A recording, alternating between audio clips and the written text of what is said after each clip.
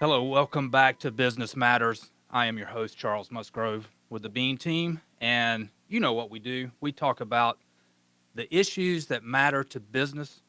And today is no exception. We've got another great show. If you want to see our other shows, we've got all those recorded on YouTube. You can check out our website, beanteam.com, or go to YouTube and look for Business Matters. Bean Team, we're out there. We're on Apple Podcast, iHeartRadio to listen to the previous shows. That's great. So we've got a lot of good information out there, and today is it's going to be another great show. Michelle Rehwinkel Vasilinda, thank you so much for joining us. I'm glad to be here. Glad to be here. These are good times and bad times. You know, the Chinese have a saying that crisis is also opportunity, and this is just really interesting time for business and for our communities. I think it is, and it's we do have, just think back last week with the jobs report we got out, how great that was. Wonderful. It was better than expected. They revised the previous months up, so everything was on a high. The market was up, and then this coronavirus is becoming kind of front and center of what's on TV and what's on everybody's mind as well. Yeah, absolutely. And I don't know how this is going to shake out with regard to the jobs picture, but I heard Purell, for instance, one company is hiring people 3 shifts round the clock, weekends and everything else to gear up to get enough Purell out to us, and we know that that's been a problem. So there are opportunities here as well as hits to business, and some businesses are going to get hit harder, like restaurants and that kind of thing. Right. So we need to be cognizant of that. Yeah, and it's like you said, a crisis and opportunity. So if you own Purell stock, then you were doing quite well. Or Clorox. Yeah, I mean, God Clorox, bless. so- Yeah. So if you're in the cleaning business, Yes. you're doing well right now. And if you're in the hospitality business, you're probably a little bit nervous about what may happen. Right. And yesterday, the governor of the state of Florida issued an executive order with an emergency executive order, much like they do during hurricanes. This had some other meat to it with regard to pharmacies and pharmacies being able to give 30-day supply of prescriptions, for instance, to affected communities, and that kind of thing. The governor's ready for this, and I think, some people have said there's too much hype. Other people have said there's not enough. I think the governor may be hitting a sweet spot in getting prepared. Right. And so no matter what happens here, I think what's good about this, whether you think it's too much hype or not, this is a good drill for what might occur with something even more severe. Absolutely. It really, when things are going so well, you don't forget about the bad things or what may happen. And it is, like you said, at a minimum, it helps us put a little reality in life, and it helps us be prepared for what may happen in the future. So let's hope we're overhyping. Let's hope we're over-preparing, but let's don't be under-prepared. And I really think that's the way the government, both federal and the state level, is working. And I think that's the way families ought to be working as well. I mean, this is just this. Think about this. If you think it's too much hype, think about it then as a drill. What would you be thinking about if, God forbid, coronavirus married up with Ebola, for instance? I Right. mean, that's not very. That's not. scary. Yeah, that's scary because coronavirus is much more contagious. Ebola wasn't as contagious, but it was much more frightening disease and had effect on all kinds of folks. Our children are not terribly affected by coronavirus at this point unless they're compromised. Right. So, God bless the children. It looks like they are okay. So, find places to be grateful in this, but also to figure out, how you need to prepare for something Absolutely. that might be more serious. So, but, New York State has now 108 cases in New Rochelle in Westchester County, and they have called in the National Guard. So I don't know that that's going to be an interesting situation up there as well. Yeah, that's going to be very interesting. We'll come back to that. Let's run through kind of what the topics are that we're going to delve down into. It's, we jumped into the coronavirus, but we also have in the state of Florida right now, there's a hot piece of legislation that's kind of kicking around related to E-Verify. There's what the governor's position and Aliva's position. So there's I think that'll be interesting to see how that gets finalized. And we're at the last. Are we at the last week of session right now? We're at the last scheduled week of session, the last regular week of session. There has been talk, very serious talk, about extending session. And I think in some ways that might be a negotiation tactic of either the Senate president or the speaker or both saying we're not locked into Friday being what's called sine die, the end of the session, because that gives them a little more wiggle room, and each one can kind of push as they see fit, because there's different budget priorities for the Senate president and the Senate, and there's different budget priorities for the Speaker of the House and the House. And so, we'll see what happens. Friday's Yeah. supposed to be it, but it may not be. May flop over to next week. So Yeah. we've got E-Verify, Big deal. Big, huge deal. and that there is I think we'll go through in the show a little more detail on the relationship or the kind of how the E-Verify, what components of that marry up with the coronavirus, because there's there could be some things there that correlate. Absolutely. So you may Yeah. be in favor of one position on one and again and on another on the corona. So that'll be interesting to talk about that, and we may get into the idea of felons assisting or taking the place of the illegal immigrants. So right now with the unemployment as it has been prior to the coronavirus issue, the unemployment has just set records. So it's been wonderful. as Yeah. a business owner and living in the business world, that's a great thing, but it's also creates an issue with getting employees. So when I talk to clients and others that are in the business community, that's a challenge for them, is to find good employees, enough of them, or they're hopping around for a better position or higher rate. So you're seeing not only a shortage or the demand for the employees right now, but that allows for the wage increase for the employees as well. Absolutely. So all those are good things, right? Absolutely. Good things. The market is working. Yeah. So Yeah. it's I've heard some people refer to it as you're living in the Trump economy right now. So that is that a lot of times they'll say, well, I'm struggling with getting enough employees. Well, that's a result of prosperity. Absolutely. So, yeah, Absolutely. The market will fix all things. the market will Yeah. fix all things. And if we have enough time, I do want to talk about the minimum wage, because although that's not kicking around through session right now, that is on the ballot, and that people will have the opportunity to vote on a increase in the minimum wage requirement. So that's a big deal in the state of Florida. I'd like to get your take on that, whether you think it'll go through.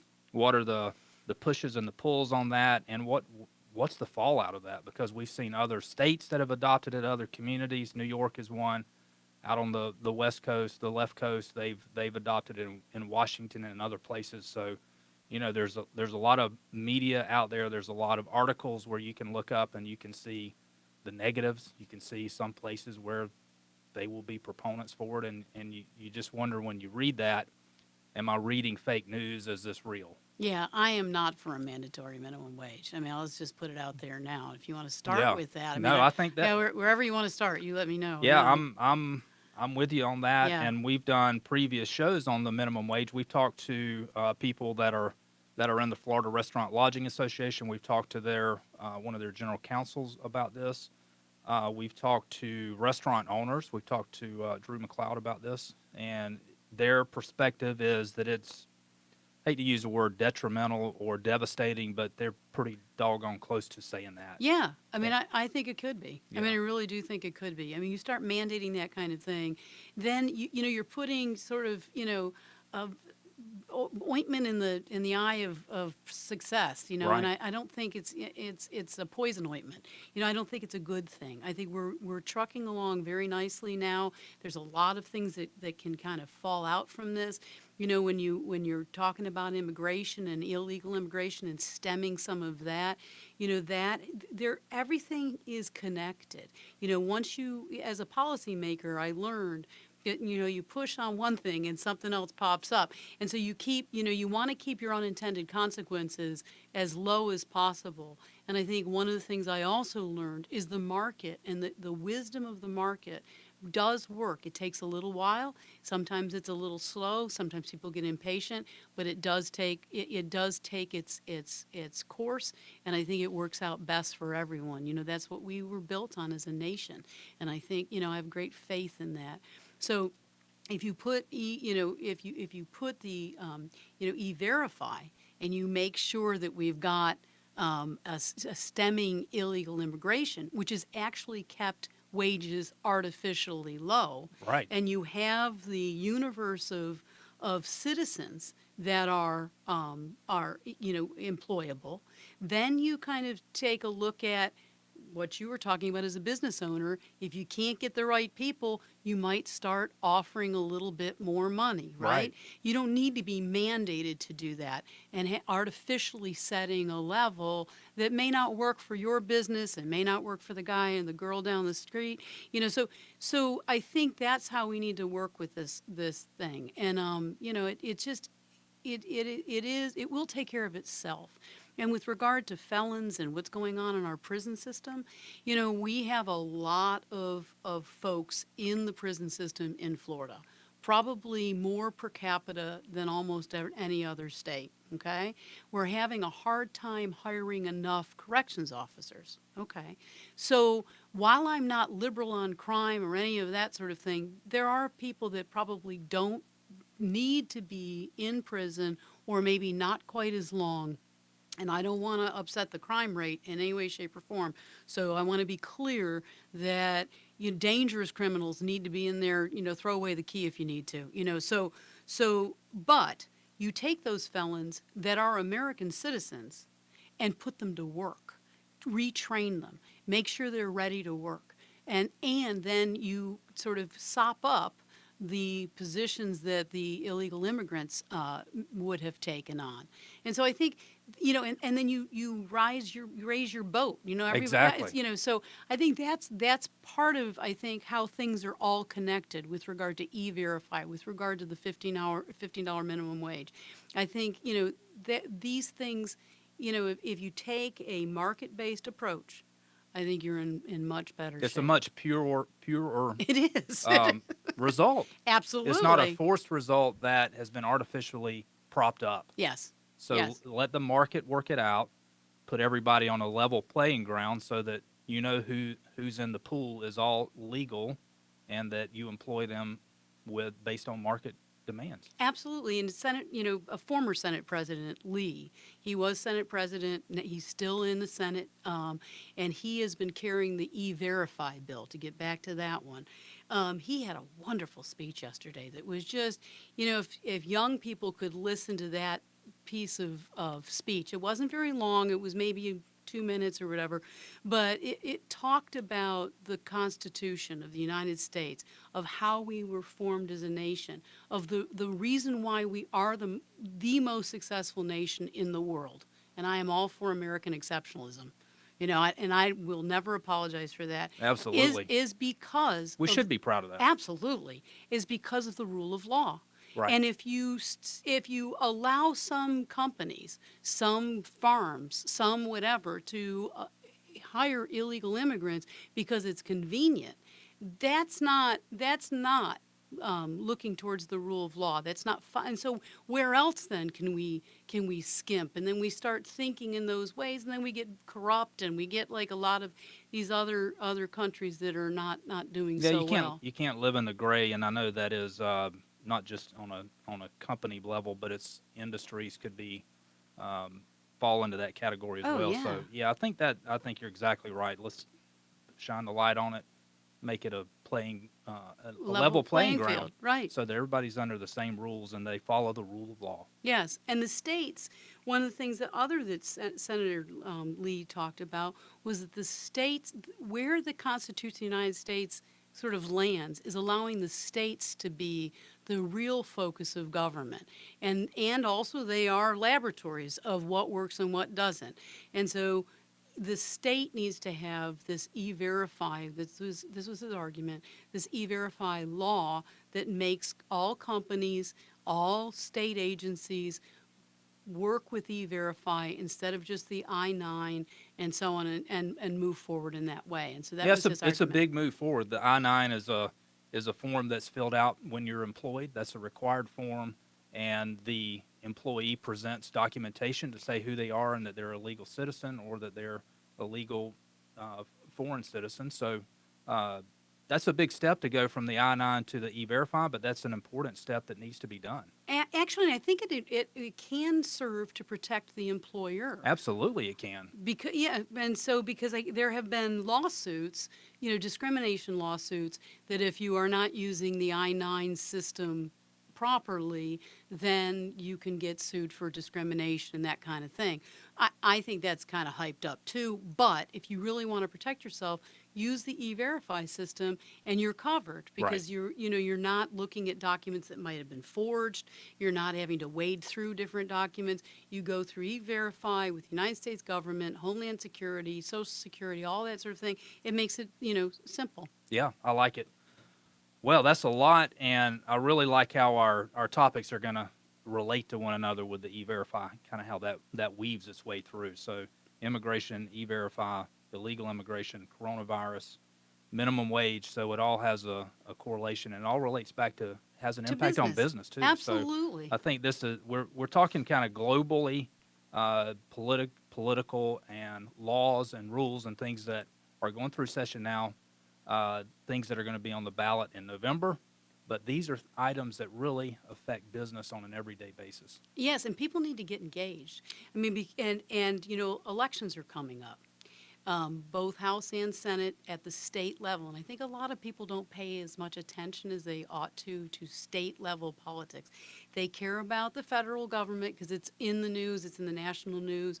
They care about local government because it's, which potholes are getting filled and that kind of stuff. Right. But state government really is where the action is. And I can tell you that. I enjoyed my term in office, or my terms, I had 4, from 2008 to 2016. It was a wonderful thing. Learned a lot, and was able to serve the people of the state of Florida. But that is, the rubbers meet in the road It is. at both the House and the Senate. And what you need to watch out for is some people that are listening to the podcast will say, well, okay, well, that makes logical sense what Senator Lee is saying and so on and so forth. Well, then what's the problem? Well, it's not going to be smooth sailing yet because Speaker Oliva, who also is a Republican and generally considered very conservative, is saying that he doesn't like the E-Verify bill that the Senate has. He wants a more watered down version, partially because he is a libertarian Republican and doesn't want government intruding.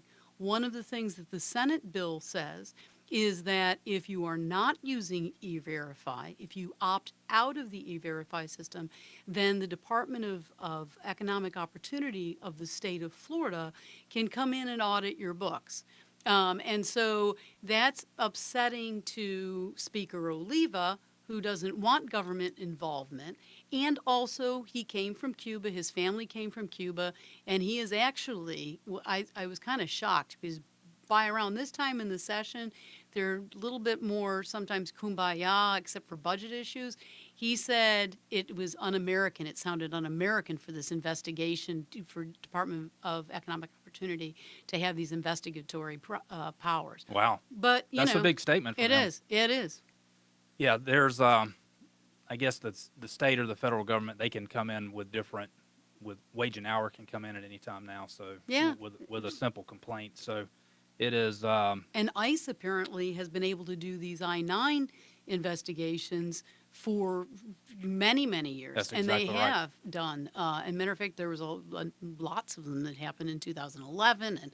And so, in Democratic and Republican administrations at the federal level, now we just want everybody to have a level playing field in the state of Florida.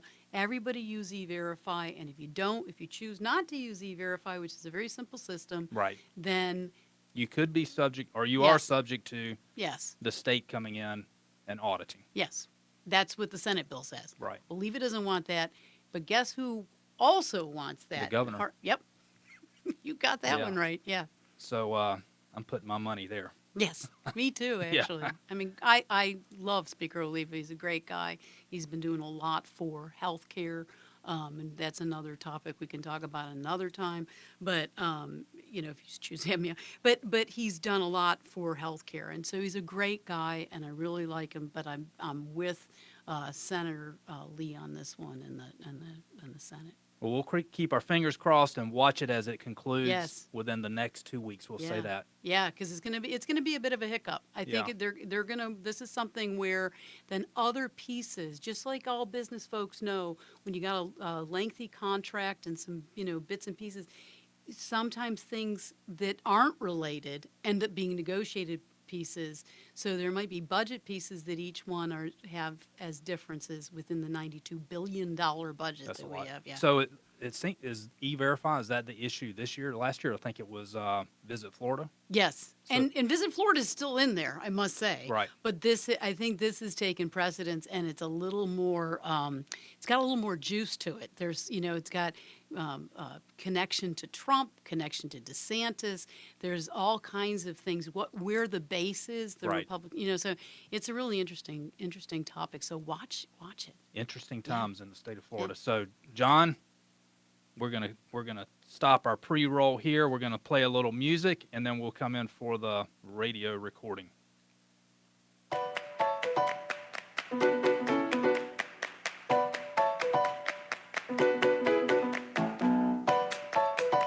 Welcome to the Business Matters Talk Show with Charles Musgrove. On Business Matters, we discuss the issues that matter to your business. Find more episodes on Apple Podcast, YouTube, and BeanTeam.com. And now here's your host, Charles Musgrove. Welcome back. I am Charles Musgrove with Business Matters. Thank you for tuning in for another exciting episode. We bring the issues that matter to your business. We talk about those, and hopefully we can help you run your business better. We talk about the topics that are relevant, they're current, and they're fun, they're interesting. Today is no exception to that rule. We have Michelle Rehwinkel Vasilinda in the house. Welcome, Michelle. Well, I'm very happy to be here. It's going to be great. We've had a great time in our pre-roll. So if you want to hear that, go listen to the show on Apple Podcast or iHeart, or check us out on YouTube.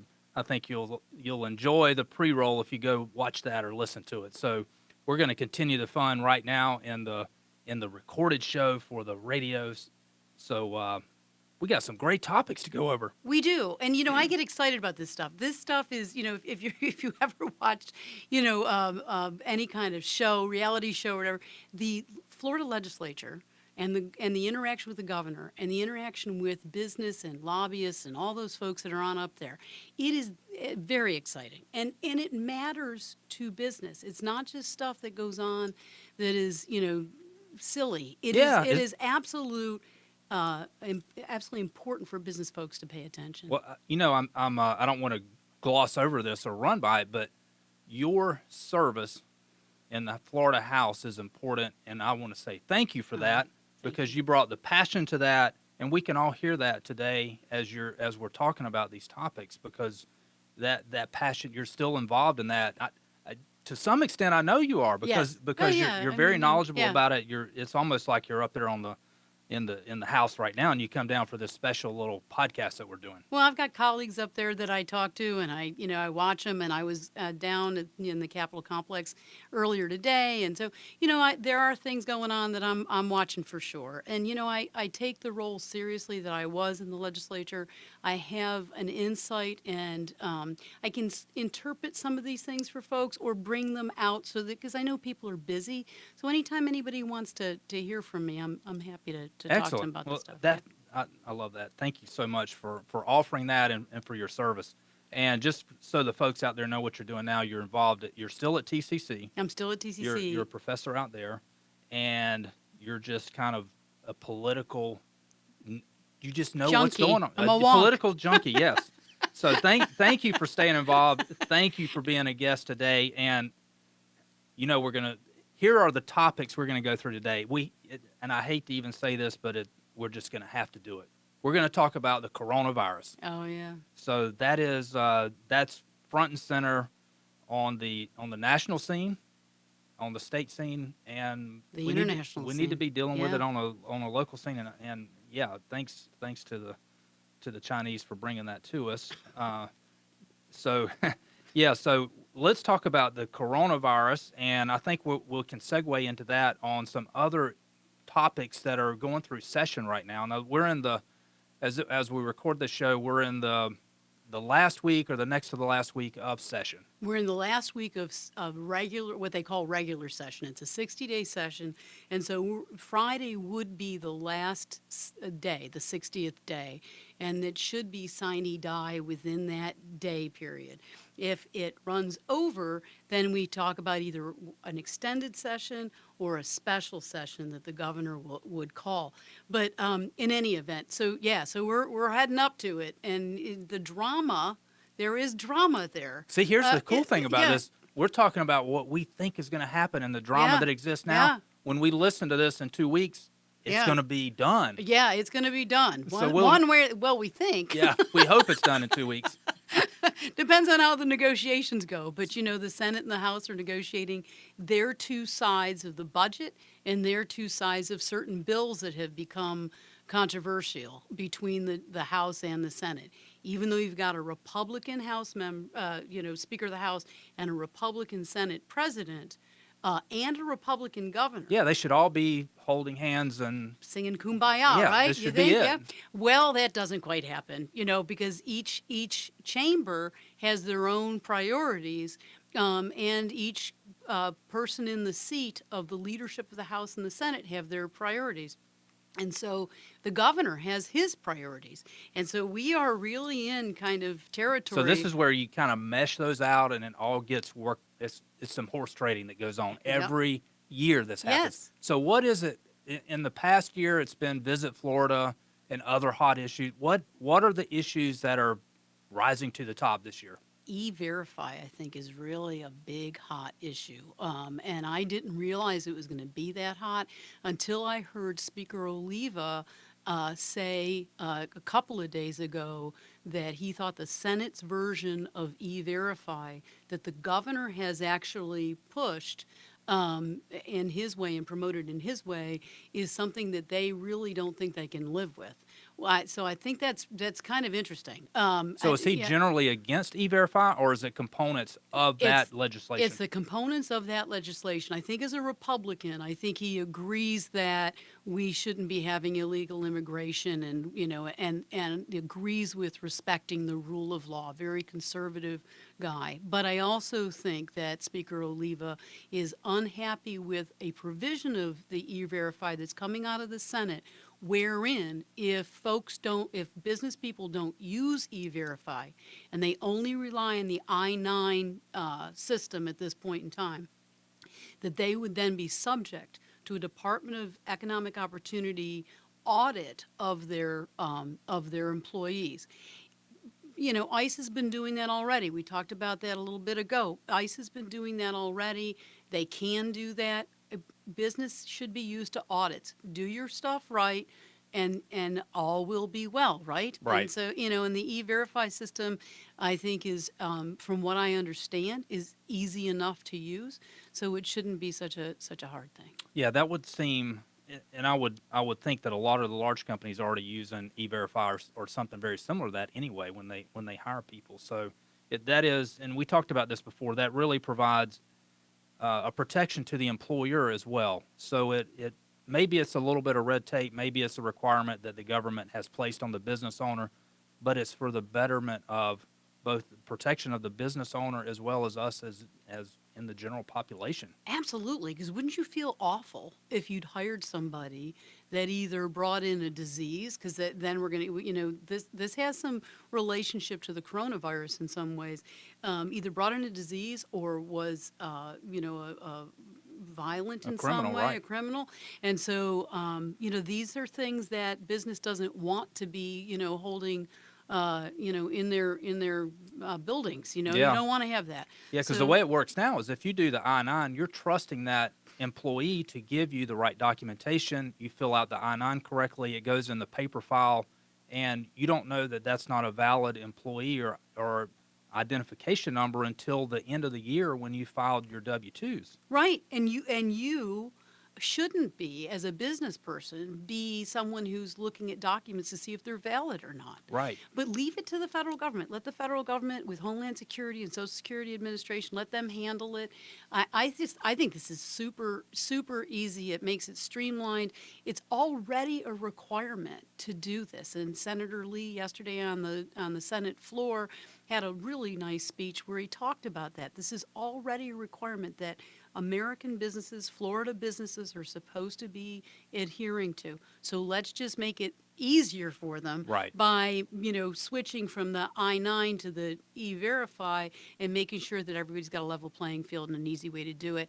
And he wants to hire people for Department of Economic Opportunity to make sure that if folks aren't using E-Verify, should this bill go forward, that there is enough manpower, women power to go ahead and take a look at folks who aren't using. Yeah, because that is an additional responsibility for that department. I don't know that they have audit responsibility No. now, so that is something new, and I can see that'd be a pretty big department. So, Yeah. not in favor of bigger government, but I understand the reason that we want to do that is that does, as you said, make the level playing ground for all of the business owners out there. Yeah, and when I was in the House, I was a Democrat, became an independent, then became a Republican. I matured in the process. I learned, right? Well, thank you. And well, I'm here to say. So, but I think that there's two things that even when I was a Democrat, I was a conservative Democrat, and then there became no room for that. But in any event,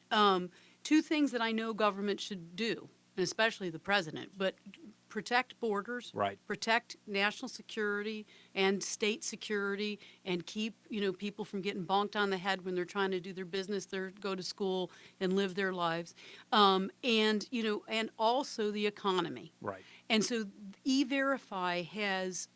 That has all of those components. It does. Absolutely. I mean, E-Verify has national security implications, as you're saying, and it also has economic implications. Right. If you have too many illegal immigrants, you're not going to have the job market we have now, which is marvelous. Right. We've got everybody employed, and God bless Governor, now Senator Scott. Sometimes he, I love that guy. I do too. Yeah. I mean, he simplified everything. Everybody needs a job first before anything else, and because it gives you a dignity, it gives you a reason, to contribute to your family, to contribute to your community. It is a building block. It was brilliant, and now we are almost at, and I think economists would say that We're the at full nation employment. is at full employment. And so let's keep it that way, and E-Verify is a way to make sure that happens, but it's also a way to make sure that we're not allowing folks into the country that might have evil on their minds with regard to our national security, or that might come in that have a disease. Right. Diving into the coronavirus. Yeah, that's right? What a segue. So let's tie that together, because I've got, and thank you for sending this to me. This is an executive order signed by Governor DeSantis, and this is hot off the press. This was signed yesterday, if I'm not mistaken. Yesterday evening. Yesterday Right. evening. So I will put this on YouTube. You'll be able to get a copy of this or a link to this. So go check that out. We'll have some other interesting articles and information on our YouTube channel. So check that out for some additional information. And the coronavirus. So this is the executive order where he's declaring an emergency for the state of Florida. So that is, honestly, this is the first time I've put my hands on one of these or looked at it, so quite interesting. It is, and we have a government, right? We have a system where all citizens can read these things, right? It's pretty neat. It is. God bless America, right? I mean, honest to goodness. And so, that's there. Now, most people don't go and read that, and they may not have time. But the fact that some of us are, and the fact that it's available to you is really important. And I believe think, so, too. And if you have time to read it, it's a good thing to go ahead and read, to know what might be down the road for you. Because, New York State, for instance, they're sending out the National Guard to give people groceries and that's scary. So I'm holding up now the last page of this, page 7, which has Governor Ron DeSantis' signature on it. So it's always neat to see that, the seal of Florida. So he's a great guy too. Went to Israel with his entourage. Mike and I did in May, and boy, energetic fellow there. I Yeah. mean, we were exhausted by the end of that trip. I mean, so in any event, but That's he's a good that's guy. good. So we have kind of match up what we're doing in the state of Florida and what's happened in New York. Now, New York, they've got it's a little bit more heightened of a situation there related to coronavirus. But if we look at that, that kind of helps us maybe not to get scared, Right. but to understand and be mentally prepared of what may happen with this coronavirus in our state, our community. Absolutely. And I don't think in March of 2020 you could have a show without talking about the coronavirus. It is just a hot topic, and it also is a responsible thing to do. Even if people think it's hyped, this is something that we need to be talking about. All right, there was an attorney in New York City who traveled through Grand Central Station, went to the courthouse, went to his synagogue apparently, and lives in New Rochelle, the city of Westchester County, New York State. He apparently infected the guy who drove him to the hospital, his family, the doctor, I think, that saw him, and then apparently he'd gone to synagogue and infected members of his synagogue. So there are 108 cases in New Rochelle, which is a small bedroom community outside of New York State. Well, that's how fast this disease can replicate. It's pretty contagious, there's no Right. doubt. Whether it's dangerous or not, there's the question. It is dangerous to folks who are older The elderly, right? and who have compromised immune systems, who could, this could be all our folks, our loved ones who are having cancer treatment, Right. or even folks who have severe diabetes and that kind of thing. So that's who we need to be careful of. So many members of our families and communities are in that boat, right?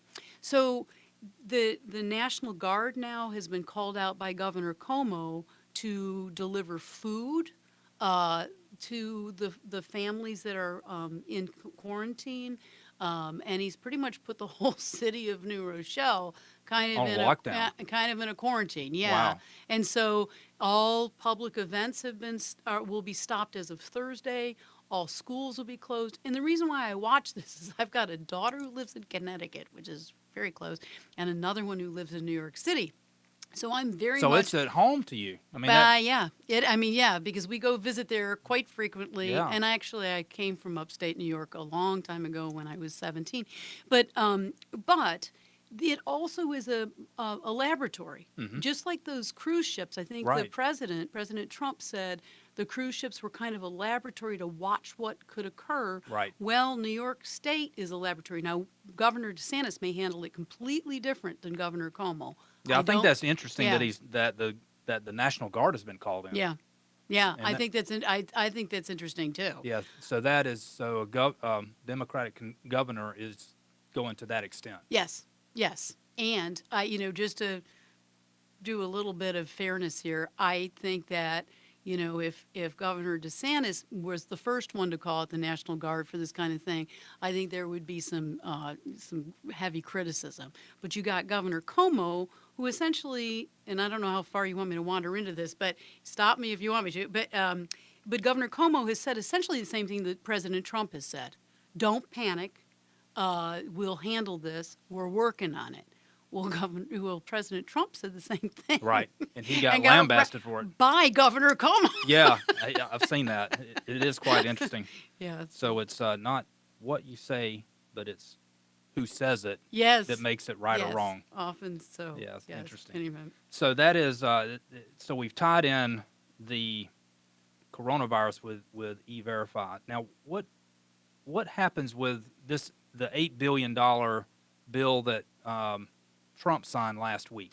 That's going to get shoved down to the states, right? Or a large part of that. A large part of it, Congress is still going to work with that. I don't think the president's got he's not going to have the authority over that, but the Congress is, and so it will get shoved down to the states. Let's see what happens. Italy, for instance, has had a program now to keep mortgages at bay for people for at least 30 days. That's an interesting thing. Now, if you do that, what is the federal government's role in that if we did that here, Right. if we decided to do that here? apparently, companies and should companies be handling this themselves until they can't, until Right. somebody, cries Uncle Sam, for Right, instance, right? exactly. Walmart has said, and so has Amazon, that if their people need to take sick leave, they don't have to take it out of their sick leave account at this point. And I think that's something that sounds logical to Right. me, at least during Yeah, this the bigger crisis. companies can afford to do that. Yeah. That's for certain. It's the small companies, the small mom and pop companies that, yeah, they can do that for so long, but that's pretty limited. Right, it is pretty limited, but then there might be some adaptions that some of the smaller companies can do to have people work from home Right. or work in different ways. And so, everybody's going to have to be creative in their thinking with this, responsible, I think, in their thinking with this, and use good old American ingenuity in how to handle this with Right. either social distancing or those people who don't need to go out, don't go out. If you've got elders or, there are ways to do this, and I'm not sure that anybody can tell anybody exactly how to do it. Right. Thank God, right? But I do think that we all should say, this is a risk.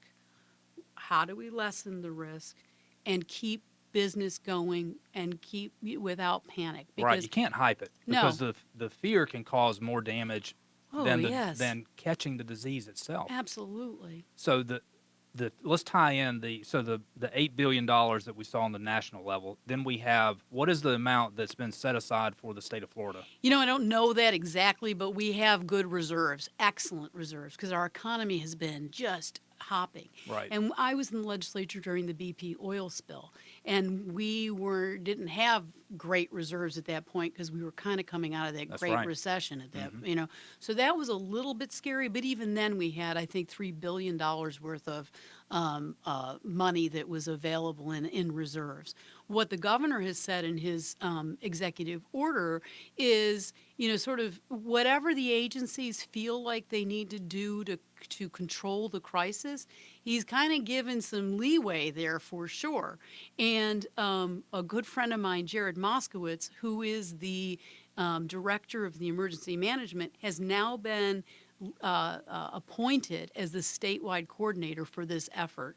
And so any contracts that need to be done for, to help with the situation, Right. they've kind of pulled out the stops.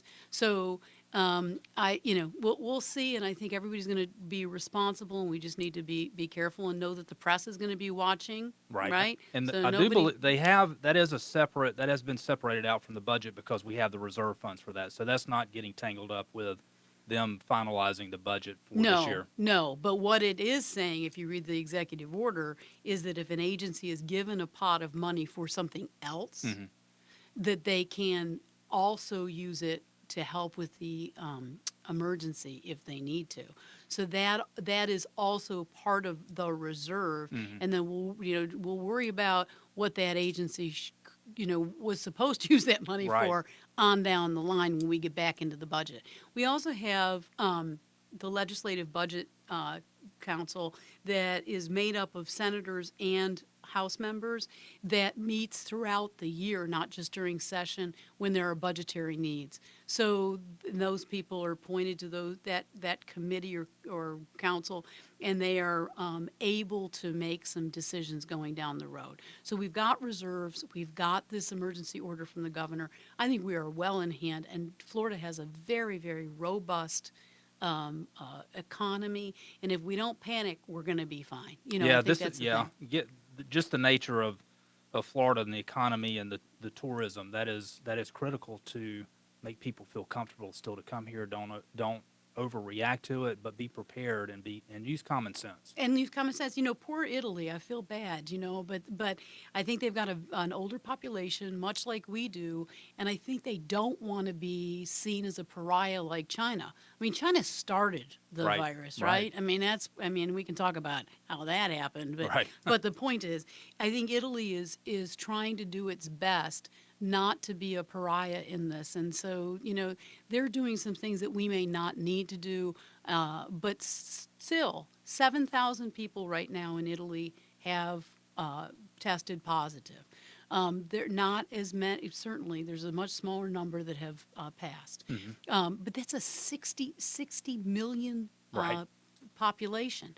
So that 7,000 number is infinitesimal. I mean, to the families that are losing loved ones or who are frightened. It's because real there's to them, been for sure. It's absolutely real. So I don't want anybody, and we have to do this in the age of criticism of Trump, right? Right. We have to sort of, kind of make sure that people understand that we're not being insensitive. Right. But the point is, these numbers are infinitesimal, and I think if we use common sense, we can we can stop this. We can not panic. We can keep business going, and I think some of the adaptions that are happening actually may work down the line to help business. Right. It prepares us for what may happen in the future, or even be a more productive business. Efficient, yeah, more Right. efficient, more effective, and sometimes, as you look at the history of business over the United States and over the course of the history of the world, it's catalysts like these that kind of turn the switch onto something that was bubbling up that needed to That was come the up. push that people Yes, needed. absolutely. Right. Yeah. Has there been a tie-in, or let's don't push forward E-Verify until this coronavirus is at hand? Yeah, the Democrats have said that. That is not between the Republican leaders. That is a Democratic position that they've said, if you push E-Verify, what you're going to do is push illegal immigrants who are in the state already into the shadows. They won't seek treatment, and then they'll go and be vectors all over the place, and and this sort of specter of pushing the virus out. Right. That doesn't make much sense to me at all. And I also think if you're going to, look towards the future, you want to make sure you have a nice, secure border, and you're not encouraging people to come over the border, because this is a pretty mild virus in Right. general. What if you got Ebola on steroids or something, and you Exactly. got people coming over the southern And that's border? another thing that Trump did to his credit early was let's stop people from coming in. That made great sense, didn't it? Yeah. So although it caught a lot of criticism at the time, in did. hindsight, it looks like that was a genius move. So, Michelle, this has been an awesome show, but unfortunately, we did not finish all of our topics, so we're going to have you back to finish this show. So, for all of you out I'd there enjoy listening it. to this, Thank so you. we're going to have part 2 of this show with Michelle Rehwinkel Vasilinda, and we have brought nuggets of knowledge to those that listen. So thank you so much. Glad to be here. Thanks for tuning in. You have been listening to Business Matters. I'm your host, Charles Musgrove with the Bean Team. Check us out next week. Have a great week. Have a blessed day. Peace. The Business Matters Talk Show with Charles Musgrove is sponsored by the Bean Team. For all your business accounting and tax preparation needs, visit beanteam.com or call 893-7710. You can listen to more episodes of Business Matters on Apple Podcasts, YouTube, or visit beanteam.com.